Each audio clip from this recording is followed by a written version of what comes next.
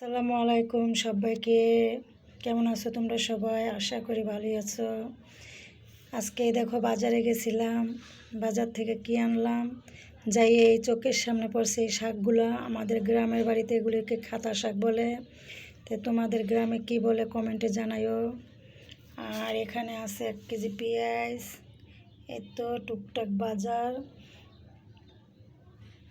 আর এখানে আছে ডিম, আর এখানে একটা পাঙ্গাস মাছ। ছোট ছেলেটা কোনো মাছ খাইতে চায় না, পাঙ্গাসই খায়। আর শীতের দিন আসছে, এই ক্যাপসিকাম দেওয়া, গাজর দেওয়া, বটবড়ি দেওয়া পোলাবেনকে নুডলস পাক করে দিলে খুবই মজা করে খায়। তাই আজকের ব্লগটা আমার কেমন হয়েছে তোমরা দেখো, সবাই দেখে আমাকে সাপোর্ট করো, আমার পাশেই থাকো। আর যদি তোমাদের একটু ভালো লাগে আমার চ্যানেলটা সাবস্ক্রাইব করে আমার পাশে থাকো। খুবই আশা নিয়ে আসছি, তোমরা আমাকে ভালোবাসা দিও।